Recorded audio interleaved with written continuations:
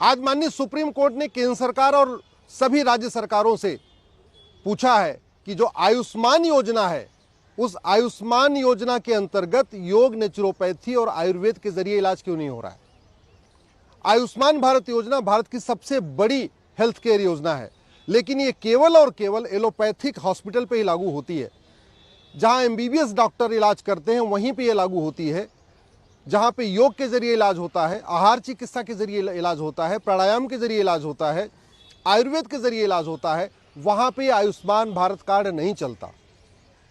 यानी जहां पे एलोपैथिक सिस्टम से इलाज होता है वहां आयुष्मान भारत कार्ड चलता है, लेकिन जहां पे भारतीय चिकित्सा के जरिए इलाज होता है वहां पे आयुष्मान भारत कार्ड नहीं चलता है। इसीलिए मैंने पीआईएल फाइल किया था और अब माननीय सुप्रीम कोर्ट ने केंद्र सरकार और राज्य सरकारों को 3 सप्ताह का समय दिया है। 3 सप्ताह में सबको जवाब देना है। हमारा ये कहना है कि जो हमारा योग चिकित्सा है, जो हमारी प्राकृतिक चिकित्सा है, आयुर्वेदिक चिकित्सा है, ये प्रिवेंशन पे काम करती है। हम सब लोग कहते हैं prevention is better than cure. तो कायदे से आयुष्मान भारत योजना को सबसे पहले प्राइमरी जो ट्रीटमेंट उसको मिलना चाहिए, आयुष के जरिए मिलना चाहिए। अगर जिसका आयुष के जरिए इलाज नहीं हो पा रहा, योग, आयुर्वेद, नेचुरोपैथी, आहार चिकित्सा से इलाज नहीं हो पा रहा है, ठीक है, वो अपना एलोपैथी में इलाज कराए। लेकिन अभी ठीक उल्टा हो रहा है। नाम है आयुष्मान भारत योजना और आयुष उसके अंतर्गत है ही नहीं है। नाम है उसका आयुष्मान भारत कार्ड, लेकिन आयुष के जरिए उस पर इलाज नहीं करा सकते, केवल और केवल एलोपैथी से इलाज करा सकते हैं। एक और भी मेरी आज पीआईएल लगी थी कि देश के सभी स्कूलों में योग मित्र अपॉइंट किए जाए। राइट टू एजुकेशन एक्ट का सेक्शन 29 कहता है कि जो प्राइमरी एजुकेशन सिस्टम इस तरीके से डिजाइन होना चाहिए कि बच्चों का सर्वांगीण विकास हो, उनका शारीरिक विकास हो, उनका मानसिक विकास हो, उनको कोई चिंता न हो, उनका सर्वांगीण विकास हो। और सर्वांगीण विकास तभी हो सकता है जब प्राइमरी में योग अनिवार्य हो, सभी स्कूलों में कि योग मित्र हो, बच्चों को योग सिखाया जाए, बच्चों को आहार के बारे में बताया जाए, क्या खाना है क्या नहीं खाना है ये बचपन में सिखा दिया जाए, किस तरीके से शरीर और मन को स्वस्थ रखते हैं इसको बचपन में सिखा दिया जाए। तो वो तभी हो सकता है जब एक सब्जेक्ट हो हेल्थ एंड योगा साइंस और प्रत्येक स्कूल में एक योग मित्र हो। लेकिन माननीय सुप्रीम कोर्ट का कहना था कि योग मित्र अपॉइंट करना है कि नहीं करना है ये सरकार की ड्यूटी है, ये पॉलिसी मैटर है।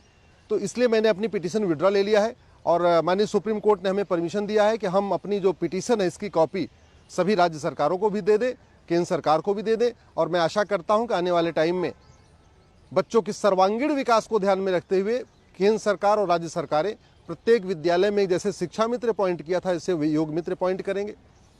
तीसरी जो सबसे इंपॉर्टेंट है कि अब समय आ चुका है कि भारत में एक यूनिफॉर्म हेल्थ केयर कोड लागू किया जाए और जो ये हेल्थ केयर सिस्टम है इसको इंटीग्रेटेड बनाया जाए।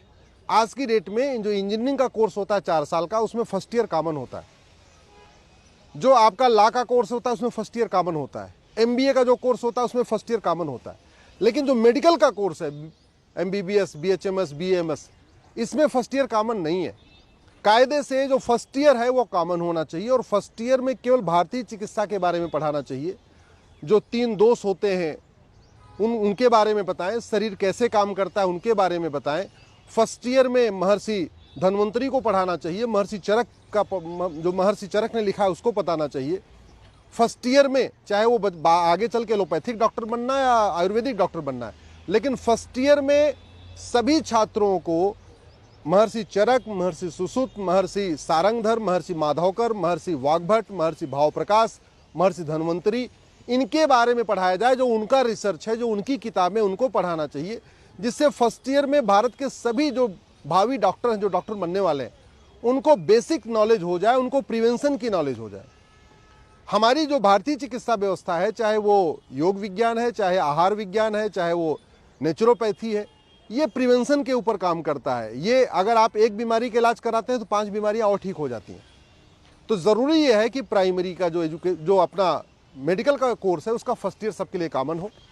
और इसी तरीके से मेरा ये भी मानना है, सरकार से मेरा रिक्वेस्ट है कि कम से कम भारत में जितने एम्स हैं उस एम्स का नाम आप भारत के ऋषियों महर्षियों पे रखिए जो हमारे बड़े डॉक्टर हुआ करते थे।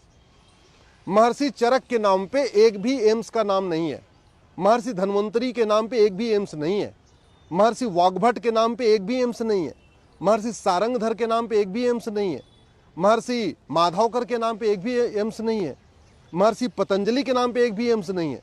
इसलिए मेरा सरकार से ये भी निवेदन है कि भारत की चिकित्सा को प्रमोट करने के लिए जितने भी भारत में एम्स हैं, उन सभी एम्स का नाम हमारे ऋषियों महर्षियों के नाम पे रखा जाए। जो हमारे बड़े डॉक्टर हुआ करते थे, कोई सर्जन था, कोई बड़े वैज्ञानिक हुआ करते थे, उनके नाम पे रखें।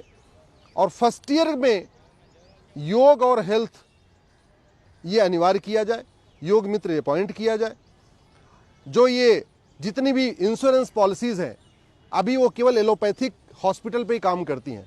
अगर कोई मान लीजिए मैं मेडिक्लेम लेता हूँ तो मेडिक्लेम के ज़रिए मैं एलोपैथिक इलाज तो करा सकता हूँ, लेकिन मैं पतंजलि में इलाज नहीं करा सकता, मैं हिम्स में जाके इलाज नहीं करा सकता। भारत में ऐसे बहुत सारे हॉस्पिटल हैं जो नेचुरोपैथी के ज़रिए इलाज करते हैं, योग प्राणायाम के ज़रिए इलाज करते हैं, आयुर्वेद के ज़रिए इलाज करते हैं।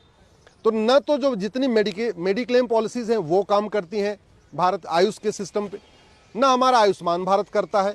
और जितने भी गवर्नमेंट एम्प्लॉइज़ को सुविधाएं मिलती हैं, चाहे वो सेंट्रल गवर्नमेंट का CGHS कार्ड है या राज्य सरकारों का जो हेल्थ का जो सरकारी एम्प्लॉइज़ को मिलता है, उस कार्ड के जरिए भी केवल और केवल एलोपैथिक इलाज करा सकते हैं, आयुर्वेद में इलाज नहीं करा सकते।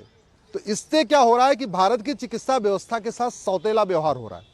योग, नेचुरोपैथी, आयुर्वेद के साथ सौतेला व्यवहार बंद हो, इसके लिए ज़रूरी है कि डॉक्टर का मतलब केवल MBBS नहीं होना चाहिए। डॉक्टर का मतलब नेचुरोपैथ डॉक्टर, डॉक्टर का मतलब आयुर्वेद डॉक्टर, डॉक्टर का मतलब जो हमारी भारतीय की चिकित्सा है उसका भी होना चाहिए। हॉस्पिटल का मतलब केवल एलोपैथिक जहाँ इलाज होता है वही नहीं होना चाहिए।